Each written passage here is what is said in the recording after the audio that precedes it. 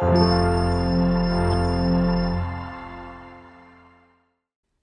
will hear a presentation given by a sports science student on her project on left and right-handedness in sport. First, you have some time to look at questions 31 to 40.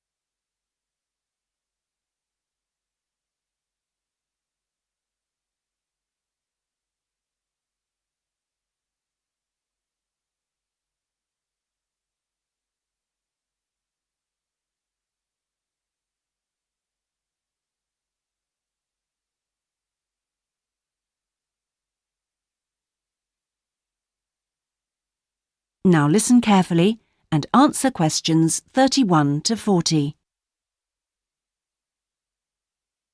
My topic is handedness, whether in different sports it is better to be left or right-sided, or whether a more balanced approach is more successful.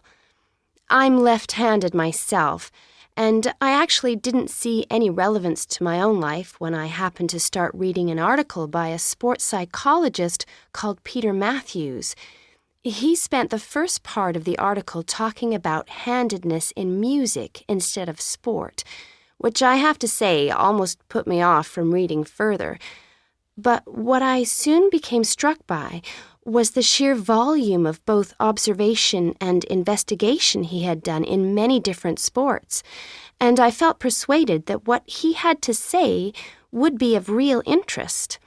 I think Matthews' findings will be beneficial, not so much in helping sports people to work on their weaker side, but more that they can help them identify the most suitable strategies to use in a given game. Although most trainers know how important handedness is, at present they are rather reluctant to make use of the insights scientists like Matthews can give, which I think is rather short-sighted, because focusing on individual flexibility is only part of the story. Anyway, back to the article. Matthews found a German study which looked at what he called mixed-handedness, that is, the capacity to use both left and right hands equally. It looked at mixed-handedness in 40 musicians on a variety of instruments. Researchers examined a number of variables. For example, type of instrument played, regularity of practice undertaken, and length of time playing instrument, and found the following. Keyboard players had high levels of mixed-handedness, whereas string players like cellists and violinists strongly favored one hand. Also, those who started younger were more mixed-handed. Matthews also reports studies of handedness in apes. Apes get a large proportion of their food by fishing ants from anthills. The studies show that apes, like humans, show handedness, though for them right and left-handedness is about equal, whereas about 85% of humans are right-handed.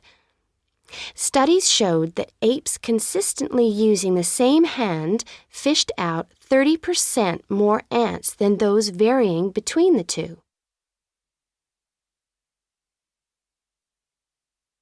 Matthews started researching several different sports and found different types of handedness in each.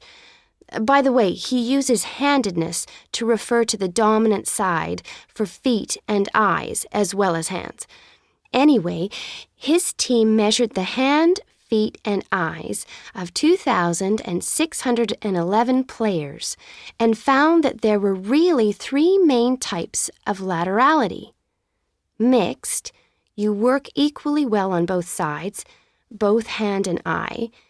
Single, you tend to favor one side, but both hand and eye favor the same side, and cross-laterality. A player's hands and eyes favor only one side, but they are opposite sides. Let's start with hockey. Matthews found that it was best to be mixed-handed. This is because a hockey stick must be deployed in two directions. It would be a drawback to have hand or eye favoring one side.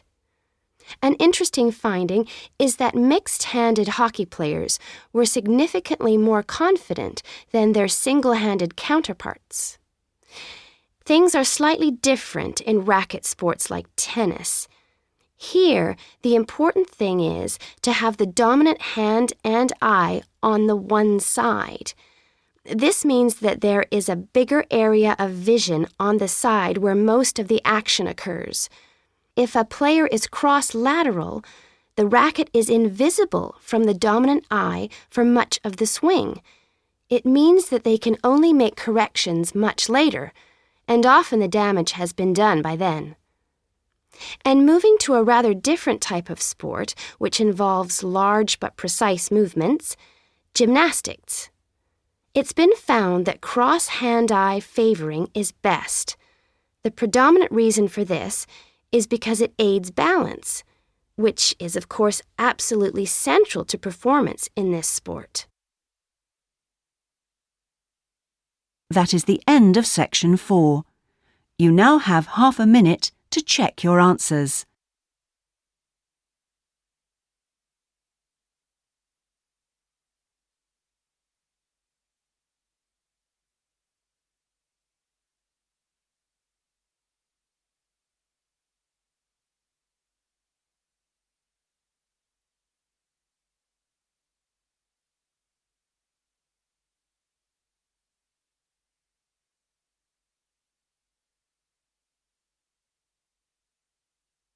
That is the end of the listening test. In the Ielts test, you would now have 10 minutes to transfer your answers to the listening answer sheet.